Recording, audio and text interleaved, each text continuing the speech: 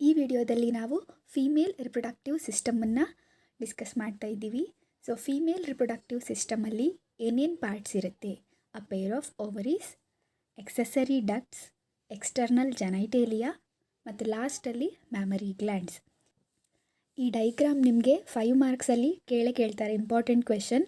ಒಂದು male reproductive system ಆದರೂ ಕೇಳ್ತಾರೆ ಅಥವಾ ಫೀಮೇಲ್ ರಿಪ್ರೊಡಕ್ಟಿವ್ ಸಿಸ್ಟಮ್ ಆದರೂ ಕೇಳ್ತಾರೆ. ಸೊ 5 ಮಾರ್ಕ್ಸಲ್ಲಿ ಇದು ಇಂಪಾರ್ಟೆಂಟ್ ಕ್ವೆಶನ್. ಸೊ ಇದಿಷ್ಟು ಪಾರ್ಟ್ಸನ್ನು ನಾವು ಈ ವಿಡಿಯೋದಲ್ಲಿ ಡೀಟೇಲ್ ಆಗಿ ಸ್ಟಡಿ ಮಾಡ್ತಾ ಇದ್ದೀವಿ. Welcome to bio study made easy.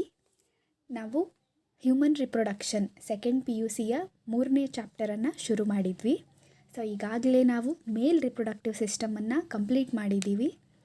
ಅದರ ಲಿಂಕ್ ನಿಮಗೆ ವಿಡಿಯೋದ ಎಂಡಲ್ಲಿ ಡಿಸ್ಪ್ಲೇ ಆಗುತ್ತೆ, ನೀವು ನೋಡಬಹುದು. ಸೊ ಇವತ್ತಿನ ವಿಡಿಯೋದಲ್ಲಿ ನಾವು ಫಿಮೇಲ್ ರಿಪ್ರೊಡಕ್ಟಿವ್ ಸಿಸ್ಟಮನ್ನು ಡಿಸ್ಕಸ್ ಮಾಡ್ತಾ ಇದ್ದೀವಿ. So let us begin the topic. It contains a pair of ovaries ಅಂತಂದರೆ 2 ಓವರಿಗಳು ಇರುತ್ತೆ. ಸೊ ಓವರಿ ಅಂತಂದರೆ ಅಂಡಾಶಯ. ಸೊ 2 ಅಂಡಾಶಯಗಳಿರುತ್ತೆ.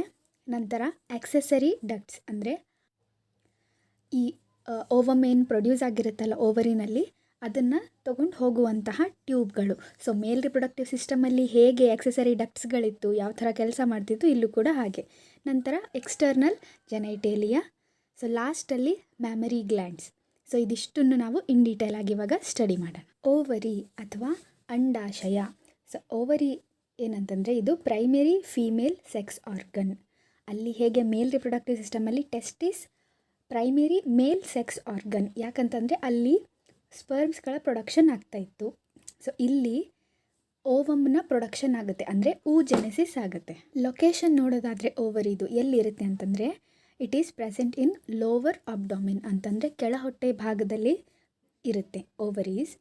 ಸೊ ಹೇಗೆ ಕನೆಕ್ಟ್ ಆಗಿರುತ್ತೆ, ಹೇಗೆ ಪ್ಲೇಸ್ ಆಗಿರುತ್ತೆ ಅಂತಂದರೆ, so they are connected to pelvic wall and uterus by ligaments. ಅಂದರೆ ಪೆಲ್ವಿಕ್ ವಾಲ್ ಅಂತಂದರೆ ಈ ಕಿಬ್ಬೊಟ್ಟೆ ಭಾಗದಲ್ಲಿ ಇರುವಂಥ ಮೂಳೆಗಳಿಗೆ. ಸೊ ಪೆಲ್ವಿಕ್ ಗರ್ಡಲ್ ಅಂತ ಏನು ನೀವು first PUನಲ್ಲಿ ಕಲ್ತಿರ್ತೀರ, pelvic ಗರ್ಡಲ್.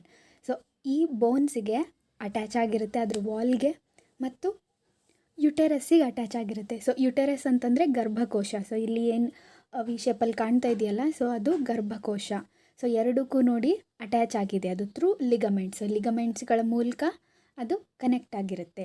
Okay. So size ಎಷ್ಟಿರುತ್ತೆ ಅಂತಂದರೆ 2 ರಿಂದ 4 ಸೆಂಟಿಮೀಟರ್ ಲೆಂತ್ ಇರುತ್ತೆ.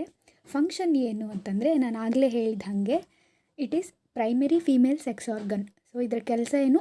ಜೆನೆಸಿಸ್ ಅಂದರೆ ಫೀಮೇಲ್ ಗ್ಯಾಮೆಟ್ನ ಪ್ರೊಡಕ್ಷನ್ ಮಾಡುವಂಥದ್ದು, ಓವಮನ್ನು ಪ್ರೊಡ್ಯೂಸ್ ಮಾಡುವಂಥದ್ದು. ಸೊ ಓವಮ್ ಎಲ್ಲಿ ಪ್ರೊಡ್ಯೂಸ್ ಆಗುತ್ತೆ? ಓವರಿನಲ್ಲಿ ಪ್ರೊಡ್ಯೂಸ್ ಆಗುತ್ತೆ. ಜೆನೆಸಿಸ್ ಎಲ್ಲಾಗುತ್ತೆ? ಓವರಿನಲ್ಲಿ.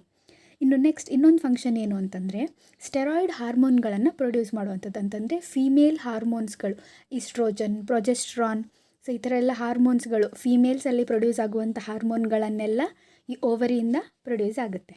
ಇನ್ ಡೀಟೇಲ್ ಆಗಿ ಓವರಿ ಸ್ಟ್ರಕ್ಚರನ್ನು ನೋಡೋದಾದರೆ, ಸೊ ಹೊರಗಡೆ ಲೇಯರ್ ಜರ್ಮೈನಲ್ ಎಪಿಥೀಲಿಯಮ್ಮಿಂದ ಆಗಿರುತ್ತೆ. ಅಂತಂದರೆ ಅಲ್ಲೆಲ್ಲ ಜರ್ಮ್ ಸೆಲ್ಸ್ಗಳಿರುವಂಥದ್ದು, ಜರ್ಮೈನಲ್ ಎಪಿಥೀಲಿಯಮ್ ಇರುತ್ತೆ.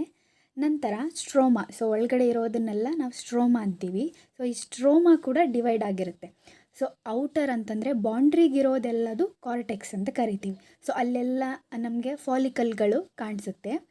ನೆಕ್ಸ್ಟು ಮಿಡಲಲ್ಲಿ ಮೆಡುಲಾ. ಸೊ ಇಲ್ಲೆಲ್ಲ ಏನಿರುತ್ತೆ ಅಂತಂದರೆ ಬ್ಲಡ್ ಕ್ಯಾಪಿಲರೀಸ್ ಅಂತಂದರೆ ರಕ್ತನಾಳಗಳದೆಲ್ಲ ಕನೆಕ್ಷನ್ಸ್ ಇರುತ್ತೆ. ಓಕೆ. ಸೊ ಇನ್ ಡೀಟೇಲ್ ಆಗಿ ಓವರಿ ಸ್ಟ್ರಕ್ಚರನ್ನು ಜೆನೆಸಿಸ್ ಹೇಳುವಾಗ ನಾನು ಎಕ್ಸ್ಪ್ಲೇನ್ ಮಾಡ್ತೀನಿ. ಸೊ ಇವಾಗ ಸದ್ಯಕ್ಕೆ ಜಸ್ಟ್ ಬ್ರೀಫಾಗಿ ಓವರಿ ಸ್ಟ್ರಕ್ಚರನ್ನು ನೋಡಿದ್ವಿ.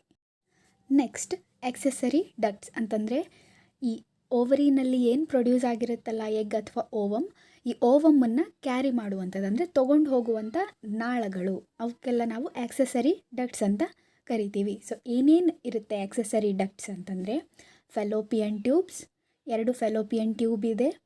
ನಂತರ ಯುಟೆರಸ್ ಅಂದರೆ ಇಲ್ಲಿ ಒಂದು single uterus. Next cervix, vagina. So ಒಂದೊಂದಾಗಿ ನೋಡ್ತಾ ಹೋಗೋಣ. ಫಸ್ಟ್ ಫೆಲೋಪಿಯನ್ ಟ್ಯೂಬ್ ಅಥವಾ ಓವಿಡಕ್ಟ್. ಸೊ ಅಂಡನಾಳ ಅಂತ ಕರಿತೀವಿ ಇದಕ್ಕೆ. ಸೊ ಈ ಫೆಲೋಪಿಯನ್ ಟ್ಯೂಬ್ ನೀವು ನೋಡಬಹುದು, ಇಟ್ ಈಸ್ ಲಾಂಗ್, ಉದ್ದ ಇರುತ್ತದು. ಎಷ್ಟಂದರೆ 10 to 12 ಸೆಂಟಿಮೀಟರ್ ಲಾಂಗ್. ಈ ಫೆಲೋಪಿಯನ್ ಟ್ಯೂಬಲ್ಲಿ 3 ಪಾರ್ಟ್ಸ್ಗಳಿದೆ. ಸೊ ಫಸ್ಟ್ ಪಾರ್ಟ್ ಇನ್ಫಂಡಿಬುಲಮ್, ನಂತರ ಆ್ಯಂಪುಲಾ, ನೆಕ್ಸ್ಟ್ ಈಸ್ತಮಸ್. ಸೊ ಈ 3 ಪಾರ್ಟ್ಗಳು ಸೇರಿ ಫ್ಯಾಲೋಪಿಯನ್ ಟ್ಯೂಬ್ ಆಗಿದೆ.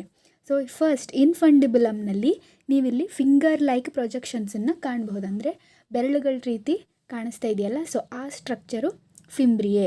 ಸೊ ಇದ್ರ ಕೆಲಸ ಏನು ಅಂತಂದರೆ, ಇದು ನೋಡಿ ಓವರಿಗೆ ಹತ್ತಿರ ಇದೆ ಹೌದಾ. ಸೊ ಜೆನೆಸಿಸ್ ಆಗಿಬಿಟ್ಟು ಎಗ್ ಏನು ಓವಮ್ ಪ್ರೊಡ್ಯೂಸ್ ಆಗುತ್ತಲ್ಲ, ಸೊ ಅದು ರಿಲೀಸ್ ಆಗುತ್ತೆ ಓವರಿಯಿಂದ. ಸೊ ರಿಲೀಸ್ ಆದಾಗ ಆ ರಿಲೀಸ್ ಆಗಿರುವಂತಹ ಓವಮನ್ನು ಕಲೆಕ್ಟ್ ಮಾಡುತ್ತೆ ಅದು ಫಿಂಗರ್ ಲೈಕ್ ಪ್ರೊಜೆಕ್ಷನ್ಸಿಂದ. ಅದನ್ನು ರಿಸೀವ್ ಮಾಡ್ಕೊಂಡು ಅಂದರೆ ತೊಗೊಂಡು ಏನು ಮಾಡುತ್ತೆ, ನೆಕ್ಸ್ಟ್ ಫೆಲೋಪಿಯನ್ ಟ್ಯೂಬಲ್ಲಿ ಒಳಗಡೆ ಪಾಸ್ ಮಾಡುತ್ತೆ. ಓಕೆ, ಸೊ ಇದು ಫಿಂಬ್ರಿಯದ ಕೆಲಸ. ನೆಕ್ಸ್ಟ್ ಈ ರೀತಿಯಾಗಿ ಆ್ಯಂಪುಲಾ, ಇಸ್ತಮಸ್, ಸೊ ಇದಿಷ್ಟು ರೀಜನ್ಗಳ ಮುಖಾಂತರ ಎಗ್ ಅಥವಾ ಓವಮ್ ಟ್ರಾವೆಲ್ ಆಗುತ್ತೆ. ನೆಕ್ಸ್ಟ್ ಈಸ್ತಮಸ್ ಹೋಗಿಬಿಟ್ಟು ಅದು ಯುಟೆರಸ್ಸಿಗೆ ಜಾಯಿನ್ ಆಗುತ್ತೆ, ಅಂದರೆ ಅಂಡಾಶಯಕ್ಕೆ ಹೋಗಿ ಜಾಯಿನ್ ಆಗುತ್ತೆ. ಸೊ ಇದಿಷ್ಟು ಫ್ಯಾಲೋಪಿಯನ್ ಟ್ಯೂಬ್ ಬಗ್ಗೆ ಆಗಿತ್ತು. 2ನೇ ಪಾರ್ಟ್ ಯುಟೆರಸ್. ಇದೇನು ಗರ್ಭಾಶಯ, ಇದಕ್ಕೆ ವೂಂಬ್ ಅಂತ ಕೂಡ ಕರೀತಾರೆ. ಅಂದರೆ ಈ ಯುಟೆರಸ್ಸಲ್ಲಿನೇ ಭ್ರೂಣ ಡೆವಲಪ್ ಆಗುತ್ತೆ, ಎಂಬ್ರಿಯೋ ಅಥವಾ ಮಗು ಕಂಪ್ಲೀಟಾಗಿ ಡೆವಲಪ್ ಆಗೋದು ಈ ಯುಟೆರಸ್ಸಲ್ಲಿನೇ. ಸೊ ಹೇಗಿದೆ ಯುಟೆರಸ್ನ ಶೇಪ್ ಅಂದರೆ ಇನ್ವರ್ಟೆಡ್ ಪಿಯರ್ ಶೇಪಲ್ಲಿರುತ್ತೆ. ಸೊ ಪಿಯರ್ ಹಣ್ಣು ಏನಿರುತ್ತಲ್ಲ, ಸೊ ಅದು ಉಲ್ಟಾ ಮಾಡಿದರೆ ಯಾವ ಥರ ಕಾಣುತ್ತೆ ಆ ಥರ ಶೇಪಲ್ಲಿ ಯುಟೆರಸ್ ಇದೆ. ಈ ಯುಟೆರಸ್ಸಲ್ಲಿ 3 ಲೇಯರ್ಗಳಿರುತ್ತೆ, ನೀವಿಲ್ಲಿ ನೋಡಬಹುದು. So endometrium, myometrium, perimetrium. So endo ಹೆಸರೇ ಹೇಳೋ ಥರ ಇನ್ಸೈಡ್ ಪೂರ್ತಿ ಇನ್ನರ್ ಸೈಡ್ ಇರುವಂತಹ ಲೇಯರ್ ಯಾವುದು, ಎಂಡೋಮೆಟ್ರಿಯಮ್. ಸೊ ಈ ಎಂಡೋಮೆಟ್ರಿಯಮ್ ಲೇಯರ್ ಏನಿದೆಯಲ್ಲ, ಇದು ಚೇಂಜ್ ಆಗ್ತಾ ಇರುತ್ತೆ. ಯಾವಾಗ ಮೆನ್ಸ್ಟ್ರುವಲ್ ಸೈಕಲಲ್ಲಿ ಚೇಂಜ್ ಆಗ್ತಾ ಇರುತ್ತೆ ಈ ಲೇಯರ್ನ ಥಿಕ್ನೆಸ್, ಅಂದರೆ ಇದು ಜಾಸ್ತಿ ದಪ್ಪ ಆಗುತ್ತೆ, ತೆಳುವಾಗುವಂಥದ್ದು. ಸೊ ಈ ಥರ ಚೇಂಜಸ್ ಆಗ್ತಾ ಹೋಗುತ್ತೆ ಮೆನ್ಸ್ಟ್ರುವಲ್ ಸೈಕಲಲ್ಲಿ. ಯಾಕೆ ಅಂಥೇಳಿ ನಾನು ಮೆನ್ಸ್ಟ್ರುವಲ್ ಸೈಕಲ್ ಎಕ್ಸ್ಪ್ಲೇನ್ ಮಾಡುವಾಗ ನಿಮ್ಗೆ ಹೇಳ್ತೀನಿ. ಸೊ ಇದು ಎಂಡೋಮೆಟ್ರಿಯಮ್ ಆಯಿತು. ನೆಕ್ಸ್ಟ್ ಮಯೋಮೆಟ್ರಿಯಮ್. ಸೊ ಮಯೋಮೆಟ್ರಿಯಮ್ ಮಿಡಲಲ್ಲಿರುತ್ತೆ. ಹೆಸರೇ ಹೇಳುವಂಗೆ ಮಯೋ ಅಂತಂದರೆ ಮಸಲ್ಸ್. ಸೊ ಈ ಮಯೋಮೆಟ್ರಿಯಮ್ಮಲ್ಲಿ ಸ್ಮೂತ್ ಮಸಲ್ಸ್ಗಳಿರುತ್ತೆ. ಸೊ ಇದು ಮಸಲ್ ಲೇಯರ್ ಮಿಡಲಲ್ಲಿರುತ್ತೆ, ಥಿಕ್ಕಾಗಿರುತ್ತೆ, ಅಂದರೆ ದಪ್ಪ ಆಗಿರುತ್ತೆ. ಸೊ ಇದ್ರ ಕೆಲಸ ಏನು ಅಂತಂದರೆ ಸ್ಟ್ರಾಂಗ್ ಕಾಂಟ್ರಾಕ್ಷನ್ಸನ್ನು ಮಾಡುವಂಥದ್ದು. ಅಂದರೆ ಈ ಕಾಂಟ್ರಾಕ್ಷನ್ಸ್ ಆಗೋದ್ರಿಂದ ಏನಾಗುತ್ತೆ, ಬೇಬಿ ಡಿಲಿವರಿ ಆಗುತ್ತೆ. ಹಾಗಾಗಿ ಮಯೋಮೆಟ್ರಿಯಮ್ ಕೆಲಸ ಏನು ಅಂತಂದರೆ ಪಾರ್ಚುರೇಷನ್ ಟೈಮಲ್ಲಿ ಕಾಂಟ್ರಾಕ್ಟ್ ಮಾಡಿಬಿಟ್ಟು ಯುಟೆರಸ್ಸನ್ನು ಮಗುನ ಹೊರಗಡೆ ತಳ್ಳುವಂಥ ಕೆಲಸ ಮಾಡುತ್ತೆ myometrium. Next outer layer perimetrium. So peri ಅಂತಂದರೆ ಔಟರ್. ಸೊ ಈ ಪೆರಿಮೆಟ್ರಿಯಮ್ ಹೇಗಿರುತ್ತೆ, ಥಿನ್ ಲೇಯರ್ ಆಗಿರುತ್ತೆ. ಓಕೆ, ಸೊ ಇದಿಷ್ಟು 3 ಲೇಯರ್ಗಳು ಯುಟೆರಸ್ನ ಲೇಯರ್ಗಳಾಯಿತು.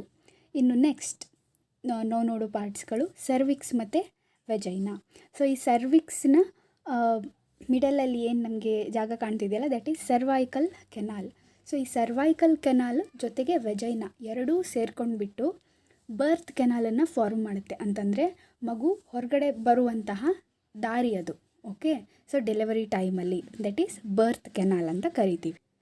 ಸೊ ಯಾವ ರೀತಿಯಾಗಿ ಓವರಿನಲ್ಲಿ ಓವಮ್ ಪ್ರೊಡ್ಯೂಸ್ ಆಗಿದ್ದು ರಿಸೀವ್ ಆಗುತ್ತೆ, ಫೆಲೋಪಿಯನ್ ಟ್ಯೂಬ್ಸ್ ಅದನ್ನು ರಿಸೀವ್ ಮಾಡುತ್ತೆ.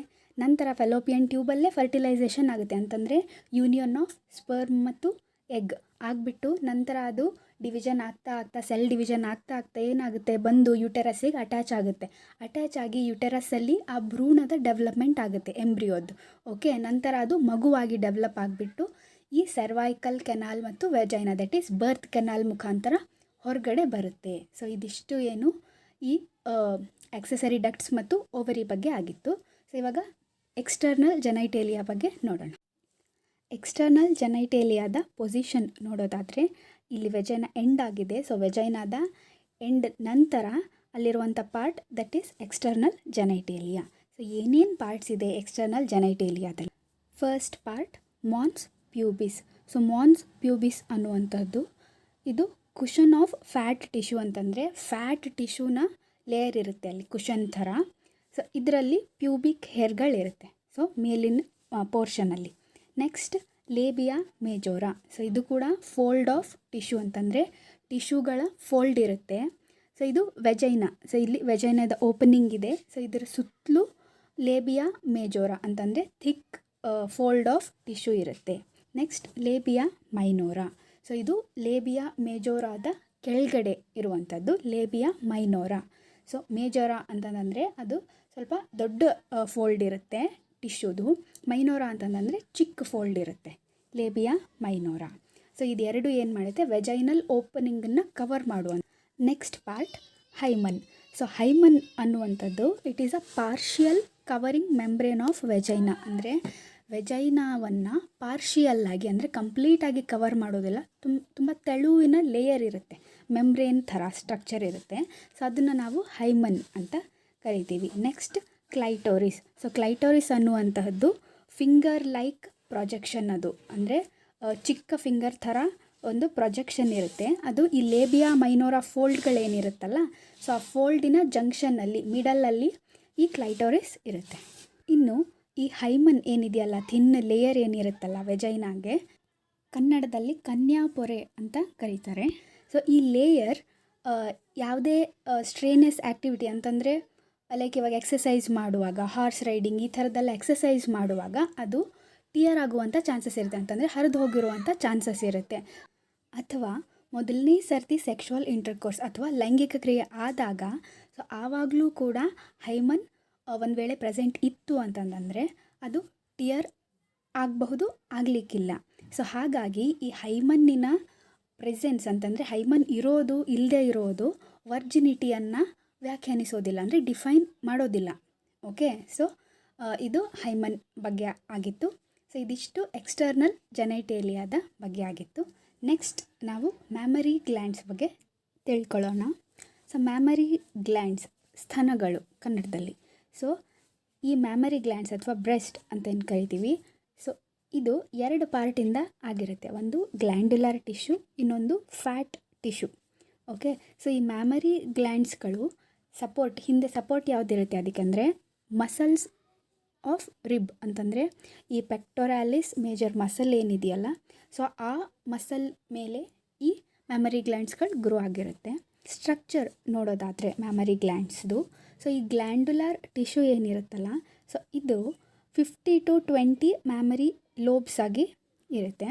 ಸೊ ಈ ಗ್ಲ್ಯಾಂಡ್ಯುಲರ್ ಟಿಶ್ಯೂ ಅಂತಂದರೆ ಹೆಸರೇ ಹೇಳುವಂಗೆ ಗ್ಲ್ಯಾಂಡ್ಸ್ಗಳ ಕೆಲಸ ಏನು, ಸೀಕ್ರೆಟ್ ಮಾಡುವಂಥದ್ದು. ಓಕೆ, ಸೊ ಈ ಮ್ಯಾಮರಿ ಲೋಬ್ಸ್ಗಳಲ್ಲಿ ಆಲ್ವಿಯೋಲೈಗಳಿರುತ್ತೆ. ಓಕೆ, ಸೊ ಇವಾಗ ಲಂಗ್ಸ್ ಒಳಗಡೆ ಹೇಗೆ ಆಲ್ವಿಯೋಲೈ ಇದೆಯಲ್ಲ, ಇಲ್ಲಿ ಮ್ಯಾಮರಿ ಲೋಬ್ಸ್ ಒಳಗಡೆ ಆಲ್ವಿಯೋಲೈ ಇರುತ್ತೆ. ಓಕೆ, ಸೊ ಆ ಆಲ್ವಿಯೋಲೈ ಬೇರೆ, ಈ ಆಲ್ವಿಯೋಲೈ ಬೇರೆ. ಆ್ಯಂಪುಲಾ ಅನ್ನೋ ವರ್ಡ್ ಕೂಡ ನಿಮಗೆ ಸಾಕಷ್ಟು ಕಡೆ ಬರುತ್ತೆ, ಹಾಗೆ ಈ ಆಲ್ವಿಯೋಲೈ ಅನ್ನೋ ವರ್ಡ್ ಕೂಡ ಇಲ್ಲಿ ಬಂದಿದೆ. ಸೊ ಎರಡೂದ್ರದ್ದು ಫಂಕ್ಷನ್ ಬೇರೆ ಬೇರೆ. ಲಂಗ್ಸಲ್ಲಿರುವಂಥ ಆಲ್ವಿಯೋಲೈ ಫಂಕ್ಷನ್ ಏನು, ಗ್ಯಾಸ್ ಎಕ್ಸ್ಚೇಂಜ್ ಆಗುವಂಥದ್ದು. ಓಕೆ, ಸೊ ಇಲ್ಲಿ ಆಲ್ವಿಯೋಲೈ ಫಂಕ್ಷನ್ ಏನು ಅಂತಂದರೆ ಇದು ಮಿಲ್ಕನ್ನು ಸೀಕ್ರೆಟ್ ಮಾಡುತ್ತೆ, ಮಿಲ್ಕನ್ನು ಪ್ರೊಡ್ಯೂಸ್ ಮಾಡಿಬಿಟ್ಟು ಆ ಮಿಲ್ಕನ್ನು ಸೀಕ್ರೆಟ್ ಮಾಡುವಂಥ ಕೆಲಸ ಆಲ್ವಿಯೋಲೈಗಳದ್ದು. ಸೊ ಈ ಆಲ್ವಿಯೋಲೈಗಳು ಇಲ್ಲಿ ನೀವು ನೋಡ್ಬೋದು, ರೌಂಡ್ ಶೇಪಲ್ಲಿ ಆಲ್ವಿಯೋಲೈಗಳಿದೆ, ಸಾಕಷ್ಟು ಆಲ್ವಿಯೋಲೈಗಳು. ಸೊ ಈ ಎಲ್ಲ ಆಲ್ವಿಯೋಲೈಗಳಿಗೂ ಕೂಡ ಒಂದೊಂದು ಟ್ಯೂಬ್ಸ್ ಇರುತ್ತೆ. ಓಕೆ, ಸೊ ಅದು ಮ್ಯಾಮರಿ ಟ್ಯೂಬ್ಯೂಲ್ಸ್ ಅಂತ ಕರಿತೀವಿ. ಸೊ ಈ ಟ್ಯೂಬ್ಯೂಲ್ಸ್ಗೆ ಅದೆಲ್ಲ ಪ್ರೊಡ್ಯೂಸ್ ಆಗಿರುವಂಥ ಮಿಲ್ಕನ್ನು ಇದ್ರ ಮುಖಾಂತರ ಅದು ಎಲ್ಲಿಗೆ ಹೋಗಿ ಜಾಯಿನ್ ಆಗುತ್ತೆ, ಮ್ಯಾಮರಿ ಡಕ್ಟ್ಸ್ಗಳಿಗೆ ಜಾಯಿನ್ ಆಗುತ್ತೆ. ಓಕೆ, ನೆಕ್ಸ್ಟ್ ಈ ಎಲ್ಲ ಮ್ಯಾಮರಿ ಡಕ್ಟ್ಗಳೆಲ್ಲ ಜಾಯಿನ್ ಆಗಿಬಿಟ್ಟು ಆ್ಯಂಪುಲಾದಲ್ಲಿ ಸೇರ್ಕೊಳ್ಳುತ್ತೆ. ಇಲ್ಲೂ ಆ್ಯಂಪುಲಾ ರೀಜನ್ ಬಂತು, ಅಲ್ಲಿ ಫೆಲೋಪಿಯನ್ ಟ್ಯೂಬಲ್ಲೂ ಆ್ಯಂಪುಲಾ ರೀಜನ್ ಬಂದಿತ್ತು. ಬೇಸಿಕಲಿ ಆ್ಯಂಪುಲಾ ಅಂತಂದರೆ ಯಾವುದಾದ್ರೂ ಬಲ್ಜ್ಡ್ ಪೋರ್ಷನ್, ಅಂತಂದರೆ ಉಬ್ಬಿರುವಂಥ ಪೋರ್ಷನ್. ಓಕೆ, ಸೊ ಇಲ್ಲಿ ಆ್ಯಂಪುಲಾ ಸ್ವಲ್ಪ ಬಲ್ಜ್ ಆಗಿದೆ ಅಲ್ವಾ, ಸೊ ಹಾಗಾಗಿ ಇದಕ್ಕೆ ಆ್ಯಂಪುಲಾ ಅಂತ ಕರೆದ್ರು. So mammary ಆ್ಯಂಪುಲಾ. ನೆಕ್ಸ್ಟ್ ಈ ಎಲ್ಲ ಆ್ಯಂಪುಲಾಗಳು ಸೇರ್ಕೊಂಡ್ಬಿಟ್ಟು ಕೊನೆಯಲ್ಲಿ ಲ್ಯಾಕ್ಟಿಫೆರಸ್ ಡಕ್ಟ್ಸಿಗೆ ಓಪನ್ ಆಗುತ್ತೆ. ಸೊ ಈ ಲ್ಯಾಕ್ಟಿಫೆರಸ್ ಡಕ್ಟ್ಸ್ ಎಲ್ಲ ಜಾಯಿನ್ ಆಗಿಬಿಟ್ಟು ಇಲ್ಲಿ ನಿಪ್ಪಲ್ ರೀಜನಲ್ಲಿ ಅದು ಓಪನ್ ಆಗುತ್ತೆ. ಮಗು ಹಾಲು ಕುಡಿಯೋ ಸಂದರ್ಭದಲ್ಲಿ ಈ ಆಲ್ವಿಯೋಲೈಗಳೆಲ್ಲ ಸೀಕ್ರೆಟ್ ಮಾಡಿರುವಂಥ ಮಿಲ್ಕ್ ಈ ಟ್ಯೂಬ್ಯೂಲ್ಸ್ಗಳಲ್ಲೆಲ್ಲ ಸ್ಟೋರ್ ಆಗಿರುತ್ತೆ. ಸೊ ಅದು ನಿಪ್ಪಲ್ ಮುಖಾಂತರ ಮಗುವಿಗೆ ಸಿಗುತ್ತೆ. ಓಕೆ, ಸೊ ಇದಿಷ್ಟು ಏನಾಗಿತ್ತು, ಮ್ಯಾಮರಿ ಗ್ಲ್ಯಾಂಡ್ಸ್ನ ಸ್ಟ್ರಕ್ಚರ್ ಆಗಿತ್ತು ಮತ್ತು ಡೀಟೇಲ್ಡ್ ಫೀಮೇಲ್ ರಿಪ್ರೊಡಕ್ಟಿವ್ ಸಿಸ್ಟಮ್ ಆಗಿತ್ತು. ಇನ್ನು ಮ್ಯಾಮರಿ ಗ್ಲ್ಯಾಂಡ್ಸ್ನ ಡೈಗ್ರಾಮ್ನು ಕೂಡ ನಿಮಗೆ 3 ಮಾರ್ಕ್ಸಲ್ಲಿ ಕೇಳ್ತಾರೆ. ಸೊ ಇದು 5 ಮಾರ್ಕ್ಸ್ ಸಿಗಿಲ್ಲ, 3 ಮಾರ್ಕ್ಸಲ್ಲಿ ಕೇಳ್ತಾರೆ ಈ ಡೈಗ್ರಾಮನ್ನು. So again it is also important diagram ಈ ಚಾಪ್ಟರಲ್ಲಿ. ಸೊ ಇನ್ನೊಂದು ಸರ್ತಿ ನೋಡಿಬಿಡೋದಾದರೆ ಸ್ಟ್ರಕ್ಚರ್. ಸೊ ಮ್ಯಾಮರಿ ಗ್ಲ್ಯಾಂಡ್ಸಲ್ಲಿ ಏನಿದೆ, ಆಲ್ವಿಯೋಲೈ ದಟ್ ಈಸ್ ಮ್ಯಾಮರಿ ಲೋಬ್ಸಲ್ಲಿರುತ್ತೆ. ಸೊ ಈ ಆಲ್ವಿಯೋಲೈಗಳು ಮಿಲ್ಕ್ನ ಸೀಕ್ರೆಟ್ ಮಾಡುತ್ತೆ. ನೆಕ್ಸ್ಟ್ ಜಾಯಿನ್ ಆಗೋದು ಮ್ಯಾಮರಿ ಟ್ಯೂಬ್ಯೂಲ್ಸ್ ಹೋಗಿ ಮ್ಯಾಮರಿ ಡಕ್ಟಿಗೆ ಜಾಯಿನ್ ಆಗುತ್ತೆ. ನೆಕ್ಸ್ಟ್ ಎಲ್ಲ ಮ್ಯಾಮರಿ ಡಕ್ಟ್ಗಳು ಆ್ಯಂಪುಲಾದಿಂದ ಲ್ಯಾಕ್ಟಿಫೆರಸ್ ಡಕ್ಟಿಗೆ. ಸೊ ಇದಿಷ್ಟು ಮ್ಯಾಮರಿ ಗ್ಲ್ಯಾಂಡ್ನ ಸ್ಟ್ರಕ್ಚರ್ ಆಗಿತ್ತು. ಇನ್ನೊಂದು ಈ ರಿಪ್ರೊಡಕ್ಷನ್ ಚಾಪ್ಟರ್ ಅಥವಾ ಹ್ಯೂಮನ್ ರಿಪ್ರೊಡಕ್ಷನ್ ಚಾಪ್ಟರ್ ಇದರ ರಿಲೇಟೆಡ್ ಟಾಪಿಕ್ಗಳೇನಿರುತ್ತಲ್ಲ, ಸೊ ಇದನ್ನು ನಾವು ಓದುವಾಗ as a science student, science ಅಷ್ಟೇ ಅಂತ ಅಲ್ಲ, ಸೊ ಯಾವುದೇ ಫೀಲ್ಡಿಂದ ನೀವು ಬಂದಿರಬಹುದು, ಈ ವಿಡಿಯೋನ ನೋಡ್ತಾ ಇರ್ಬೋದು. ಸೊ ನಾವಿದನ್ನು ಸೈಂಟಿಫಿಕ್ಕಾಗಿ ನೋಡಬೇಕಾಗುತ್ತೆ. ನಮ್ಮ ದೇಹದ ಬಗ್ಗೆ ನಾವು ಅರ್ಥ ಮಾಡ್ಕೊಳ್ಳೋದಕ್ಕೆ ಯಾವುದೇ ರೀತಿ ಭಾವನಾತ್ಮಕವಾಗಿ ನೋಡುವಂಥ ಅವಶ್ಯಕತೆ ಇರೋದಿಲ್ಲ. ಸೊ ಇದನ್ನು ಸೈನ್ಸ್ ಆಗಿ ನೋಡಬೇಕು. ಹ್ಯೂಮನ್ ಬಾಡಿ ಬಗ್ಗೆ ನಾವು ಸೈಂಟಿಫಿಕ್ಕಾಗಿ ನೋಡಿ ಅರ್ಥ ಮಾಡಿಕೊಂಡಾಗ ನಮಗೆ ಈ ಚಾಪ್ಟರ್ ಕರೆಕ್ಟಾಗಿ ಅರ್ಥ ಆಗುತ್ತೆ. ಸೊ ನಮ್ಮ ದೇಹದ ಬಗ್ಗೆ ನಾವು ತಿಳ್ಕೊಳ್ಳೋದಕ್ಕೆ ಯಾವುದೇ ರೀತಿ ಮುಜುಗರ ಪಟ್ಕೋಬಾರ್ದು. ಓಕೆ, ಸೊ ಇವತ್ತಿನ ವಿಡಿಯೋದಲ್ಲಿ ಫೀಮೇಲ್ ರಿಪ್ರೊಡಕ್ಟಿವ್ ಸಿಸ್ಟಮ್ ಕಂಪ್ಲೀಟ್ ಆಯಿತು. ಸೊ ಮುಂಬರೋ ವೀಡಿಯೋಸ್ಗಳಲ್ಲಿ ಗ್ಯಾಮಿಟೋಜೆನ್ಸಿಸನ್ನು ಡಿಸ್ಕಸ್ ಮಾಡೋಣ. So thanks for watching the video. ನಿಮಗೆ ವಿಡಿಯೋ ಇಷ್ಟ ಆಗಿದ್ದರೆ like, share and subscribe to the channel. Subscribe ಆದವರು ಸೊ ಪಕ್ಕದಲ್ಲಿರೋ ಬೆಲ್ ಐಕನ್ನನ್ನು ಒತ್ತಿ. ಸೊ ಪ್ರತಿ ಸರ್ತಿ ಹೊಸ ವಿಡಿಯೋ ಅಪ್ಲೋಡ್ ಆದಾಗ ನಿಮಗೆ ನೋಟಿಫಿಕೇಷನ್ ಬರುತ್ತೆ. So thank you.